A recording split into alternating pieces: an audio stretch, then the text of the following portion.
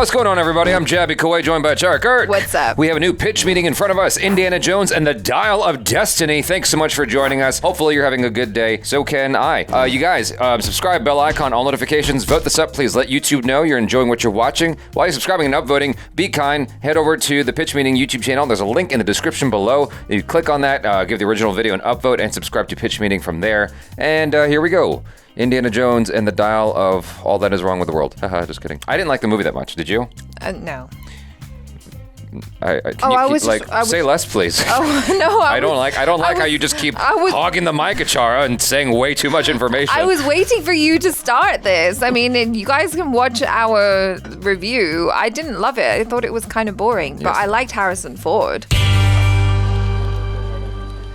So, you have a movie for me? Yes, sir, I do. I was thinking we'd do a movie where an octogenarian goes on an action-packed adventure. Oh, that does sound like a good time, right? Yeah. What's an octogenarian? An octogenarian is someone who's in their 80s. Yeah, because what the hell does an octopus doctor know about adventure? It's like a fish out of water story. What? No, an octogenarian means a person in their 80s. Why would anyone want to watch that? Because this geriatric dude is none other than Indiana Jones. He's the character from the things that have made us money before. Exactly, so I figure we strike while the iron's hot and make a fifth movie. And by the iron being hot, you mean Harrison Ford is still alive. Gotcha. So we're gonna start the movie with a younger Indiana Jones in 1944, right? But Harrison Ford's not a young person. You know that. You know, I figure we just de-age him for the entire sequence. Wouldn't it be kind of weird to have the voice of an 80-year-old Harrison Ford coming out of a CGI younger body? Oh, 100%. But here's the thing. I figure we do it anyway. That works. I was listening to, I believe, Caravan of Garbage or their podcast channel, one of those talking about Indiana Jones and the Dial of Destiny. They asked, like, well, what would you rather have had? An imitation of Indiana Jones? Like someone else doing Harrison Ford's voice? I just know them as Caravan of Garbage. Well, why can't you, if you can apply de-aging to the face, why can't you apply it to the voice? I don't know the hosts' names of Caravan of Garbage. I just know them as Caravan of Garbage. They say their names in the podcast. I'm like, oh yeah, that's right. But anyway, one of them asked the other, what would you rather have? Would you rather have someone else do it? And the other host was like, no, I'd rather have Harrison Ford, old Harrison Ford, do his own voice. So anyway, there's gonna be this big set piece on a moving train with Indy and his buddy Basil and a bunch of Nazis. Very exciting. And it's gonna end with the good guys escaping with half of this dial thing and the main bad guy Voller getting bonked on the head by a passing metal thing and going flying. Oh, so he dies. No, yes he does. He's not an alive person at all anymore. He is though. He's gonna come back later and be the main bad guy of the movie. Does he have like a massive scar on account of how that definitely destroyed his skull? No, he's all good. Dude looks great. Oh. No, he doesn't. He died. He's a dead guy. No, I've seen the movie Speed. He got Dennis Hoppered, it sounds like. Anyway, so then we jump forward to 1969 and Indy is... I mean, that is something that everybody was just like collectively confused about and the movie just didn't bother to address. Nothing at all. Not even a teeny tiny scar. Like something, please, just to address or a line that says, you know, the Nazis had top of the line plastic surgeons or something. Nothing at all. I mean... that is not outside the realm of possibilities. Well, it needed to be said. That's all I'm saying. You could just assume that's what happened, I suppose. No, you need to tell me. But it was one of those weird things where the filmmakers were like, no, just keep the movie going. No one's going to know, right? Yeah, they didn't notice. So then we jump forward to 1969 and Indy is old and grumpy and getting separated and his son has died and he's sad. He's so sad. Oh my God. You know, see, that's the thing when you bring back an old character that people love, you gotta make them sad and miserable. I don't make the rules. Do I? I don't know. Somebody must have made that rule though, because we keep doing that. Oh, so yeah, his life sucks and he hates it and he's sad. Nice. And one day his goddaughter Helena is gonna show up and she's the daughter of that dude Basil, that British dude who's now deceased. Okay. And so what's gonna happen then is that she's the main character now pretty much. Oh, yeah, this is her movie now. So an older Harrison Ford character has a crappy life, split up from his significant other, lost a son, teams up with a younger female character with a British accent who takes over the movie. Yeah, I thought that might be cool. Mm-hmm. This is a Star Wars. Oh, okay, yeah, I thought this sounded familiar. Well, we own that, so this is okay. That's a good point. Copy-paste, baby! So anyway, this woman goes to see Indy saying she wants to research his half-dial that he has, but really she wants to steal it and sell it on the black market. Oh, very sneaky. And then some Nazis show up and I'm just a little distracted by his t-shirt. Did you see his t-shirt? The panda? The panda on the whale? Mm-hmm. That's cute. I want that. Cute, Wait, this woman goes to see Indy saying she wants to research his half dial that he has, but really she wants to steal it and sell it on the black market. Oh, very sneaky. And then some Nazis show up and kill some of Indy's co-workers, and Indy becomes the #1 suspect in their murder. Murder's illegal. That's not good. And so after he escapes, he goes to see his old friend Salah, because this guy knows where the black market stuff goes down. He's from the other movies. Yes, he is. And Salah's like, you know, Indy, I love going on adventures, and I miss it so much. I just wish I could go on one final adventure. That's all I want. Just one last adventure. Wow. Yeah. And so Indy's like, nope, and he leaves. So Indy goes to Morocco to stop a No, do you know what?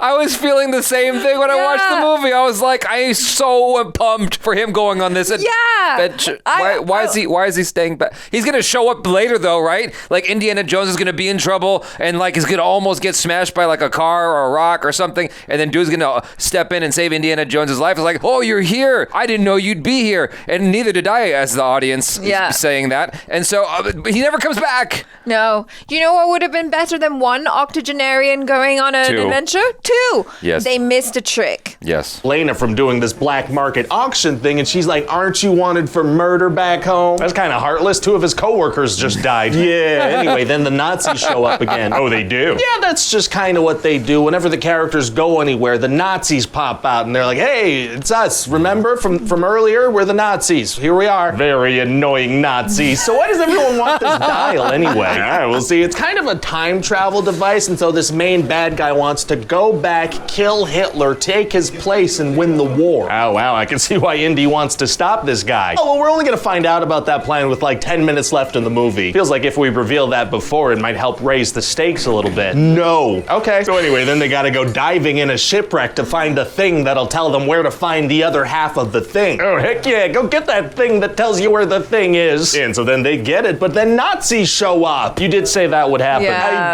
I did. So then Helena translates this entire thing for them, but then throws a stick of dynamite at them so the good guys can escape on a boat. She was planning Wait, what? We're not gonna talk about the fact that Antonio Banderas just got killed?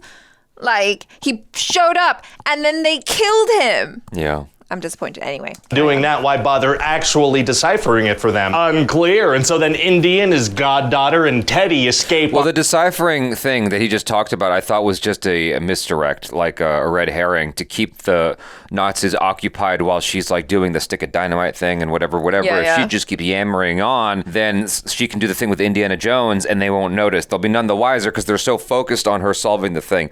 I think that actually worked in the film's favor. I'm just defending like the modicum of good stuff that they did. Dynamite at them so the good guys can escape on a boat. She was planning on doing that. Why bother actually deciphering it for them? Unclear. And so then Indy and his goddaughter and Teddy escape on a boat, but Voller watches them through his binoculars. He's got binoculars. That's how he always knows where to pop out with his Nazi friends. Wait, who's Teddy? Oh, right. Well, Teddy's a child that Helena brings around with her to commit crimes with. Being a child criminal is tight. Yeah, he's gonna be kind of a comic relief. Fun. He's gonna handcuff a man to a metal grate underwater and leave him there to drown. Oh my God. Anyway, so eventually the bad guys get all the pieces of the thing and they shoot Indy, bring him on a plane and fly away. Why bring him? Why not just kill him? Oh, because he's one of the main characters and the movie's not done. Got it. So they fly this plane through time, but instead of landing in 1939 like they wanted to, they end up in 212 BC at the siege of Syracuse. Whoops. Whoopsie. So now the Romans and the Nazis are fighting because the Romans think that the plane is a dragon. Oh, what is going on? Well, luckily, Teddy the psychopath also flew a plane. Yeah, good question. What is going on?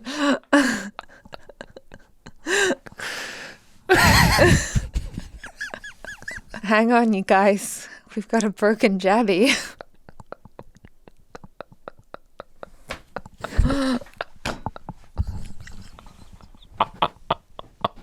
I was thinking the same thing when I'm... Oh my God.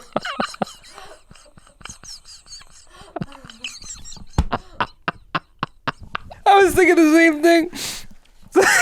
That doesn't look like a dragon. Why are they... doing this in the movie? Because Why is the movie going here? ancient peoples, and the only logical explanation for a thing flying in the air. But like that perfectly epitomized my feeling when I was watching the film. Like, what is going on? Oh, God. Sorry. Oh, let me compose myself. Jesus Christ, that was so funny. Oh my God. You okay? That broke me. Yeah, I did. Because there was like, when it was going back in time, there was a part of me that was like, I guess this is kind of cool. This is so weird though. It was just so bizarre. It looked like this really expensive set piece that was wildly unnecessary. No other Indiana Jones film did anything like that. One of the things they had remarked about in the Caravan of Garbage podcast thingy, because they got like all kinds of different stuff going on, so I don't remember the actual name of the thing. Yeah. Even though it was kind of expensive for the time, the intent of Indiana Jones was actually, it was supposed to be a smaller thing because George Lucas had just done Star Wars. Right. And so it was supposed to be a lower budget, action adventure film. Yeah, George Lucas is like, I don't know how to do that anymore. Well, if you think about it, it was. I mean, you look at the scope of Indiana Jones, Raiders of the Lost Ark, even Temple of Doom, which is bigger, and the Last Crusade, all of them, by comparison, are much smaller stories. Right. And that actually makes it cooler. Here, we're going back in time to 200 BC, and it's like, what is going on in this movie? Like, didn't y'all learn the last time with the fucking alien? Like, what are you doing? Like, it's too big. It's too much. Just calm down. Yeah. What is going on? It's like the perfect question. And they shoot Indy, bring him on a plane, and fly away. Why bring him? Why not just kill him? Oh, because he's one of the main characters and the movie's not done. Got it. So they fly this plane through time, but instead of landing in 1939 like they wanted to, they end up in 212 BC at the Siege of Syracuse. Whoops. Whoopsie. So now the Romans and the Nazis are fighting because the Romans think that the plane is a dragon. Oh, what is going on? Well, luckily, Teddy, the psychopath, also flew a plane through the time portal thing. The kid can fly a plane? Yeah, because see, we've established that he has an interest in them. That works. So then the bad guys crash their plane and die, and Indy and the gang run into Archimedes, who's the guy who actually made this dial thing. Oh. Yeah, and so since Indy's hurt, he's like, I think I'm gonna stay in history. This is pretty perfect for me. And Helena's like, no, you can't stay. Oh, it's gonna be tough for her to bring him home if he's that convinced. Actually, it's gonna be super easy. Barely an inconvenience. Oh, really? Yeah, see, she punches him, and then he wakes up in his bed in the 60s in New York. Wait, so she punched him, carried his unconscious body onto a plane, back through time, probably onto another plane, to New York, to his apartment, into bed. It was a pretty good punch, and she tracked down Marion, who has now forgiven Indy and wants to be with him again. Why? Because the movie's done now. Oh, okay. And so that's about it. What do you think? Wait, isn't Indy still wanted for murder? Hey, shut up. And so that's about it. What do you think? Listen, I mean, you can't go wrong with an Indiana Jones movie. Well, I mean, people didn't really like that last one, but you can't go wrong with an Indiana Jones movie more than once. Jesus Christ. Dang, 295 million flop. This whole, passing the baton business that Lucasfilm keeps trying to do is just, I never liked it. I never liked it. Like, when they came out with the sequel trilogy to Star Wars, I honestly, even though they're old, I just wanted to watch more of Mark Hamill, Carrie Fisher, and Harrison Ford. That's all. If you just did that, I don't care how or big or small the adventure is, I would have been content. Instead, they're like, oh no, everyone's separated and estranged and divorced and not talking to each other. And we're going to follow these three people you don't give a shit about and try to make you care about them and fail over the course of 3 movies. Why? Just, you already got, they're still alive. Just make the movie with them. This is like the same frustration I felt with never getting Ghostbusters 3, And I'm like, okay, with Indiana Jones, they know that it's got to stay focused on Indiana Jones. He's there from start to finish in the film. Okay, you got these other actors that are still alive. I think people will be very happy if you just do a 10 Cloverfield Lane. Right? Go smaller instead of going big like the alien bullshit. Have the cast reunite. You got the dude Gimli, or whatever his name is from Lord of the Rings. Mm-hmm. And you got the lady. Have it be with them, I mean, I'm not adverse to seeing what's that Fleabag. movie called? The 2 grumpy old men, but Indiana Jones style? Yes. I love it. Yes. Why couldn't we get that film? Yeah. I just want to see them complain about like being old and like, you know, Lethal Weapon 4, I'm getting too old for this shit, and then proceeding to kick some butt. I think that you just have like 3 big set pieces, and in between you got a lot of banter. Yeah. And that's it. Yeah. Like that's it, and it's fun, and it's fine, And it's lighthearted. And it's lighthearted. It's Yeah. this nonsense with Syracuse and like, what the fuck? Like, stop trying to pass the baton. I feel like I'm more amused, I'm more entertained by watching Harrison Ford in like interviews about this movie and around this movie than I am with the actual movie. Oh, did you see the interview where someone was like, if you had the dial of destiny, where would you go? Yeah, home? and he's like, home. He's like, it was so awkward. If you had the dial of destiny, where would you go right now? Home. Yeah. And he just stands there staring at him. And there's this awkward silence. And he's like, well, I haven't been home in a while. Yeah. So, like, wow. But I just feel like, you know, when you get to that age, when you get to your 80s, like the amount of that you give greatly diminishes. Yeah. That is the Indiana Jones that I want to see, because he already kind of was that guy. Yeah. So like, what's he gonna be like when he's 80? There is nothing left to give. I'm just so done with this, and all of you young people confuse me and annoy me, and I'm just a crotchety old man. I love watching crotchety old people in movies. It seems an proof that that's a successful thing. It works. But you Pair do him up with like some really young guy. Yeah, I mean, obviously they tried to do that with Kingdom of the Crystal Skull. It just so happened Shia LaBeouf is just a head case. With this one, they have Fleabag in there because it's the trend to have a lady kind of take over the, you know, to pass the baton to. But it's like, look, stop doing that. It's so frustrating because you're just making people who are like diehard fans of the franchise pissed off, and it has nothing to do with a woman or whatever. It's just like, you have the guy, let him finish out this legacy.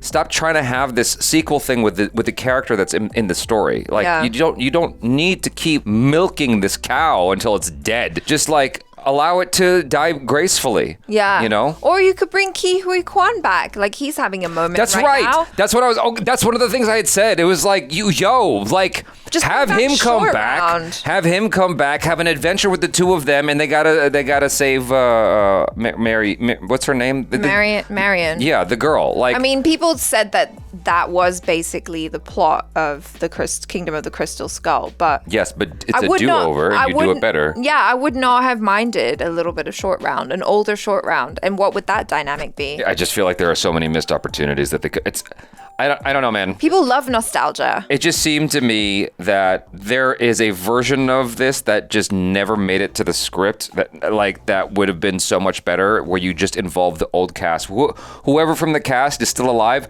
bring all of them fuckers back and just do a fan movie that is $150 million. You don't need to spend double that, and you don't need any of this de-aging bullshit with him. You know, with the Nazis in his youth. It's like, we know he's older. Like, we don't need to have this nonsense. You know, it's like it's just distracting. Anytime he moved his face, I'm like, this is a computer I'm looking at. And I remember listening to Caravan of Garbage. I'm sorry to bring them up for the third time now, but I remember him describe it. He's like, I noticed I was getting upset, and I had to turn that part of my brain off, because otherwise I was going to be mad for the rest of the movie. Right, yeah. And I was feeling that. I'm just like, I see it's a fucking cartoon. It's like, it looks weird. It's like, take this out of the movie. And then him, what's his name? Mads Mikkelsen getting his face bashed in and that not being addressed. I'm like, this, I don't even know what to do with that. Yeah. This is the movie. It never came back. Yeah. How is he alive? Yeah, I was convinced that he was dead. That was the heartiest laugh I've had with a Ryan George video in a while. Yeah. I cannot believe it perfectly captured everything I felt when that part of the film was happening. Like, what is going on? But anyway, it's just the way he said it as well. That too, yeah. It was just pitch perfect. Yeah, pitch perfect in a pitch meeting. You guys, thanks so much for hanging out. I'm Jabby Kawai. This is ACHARA Kirk. Peace out.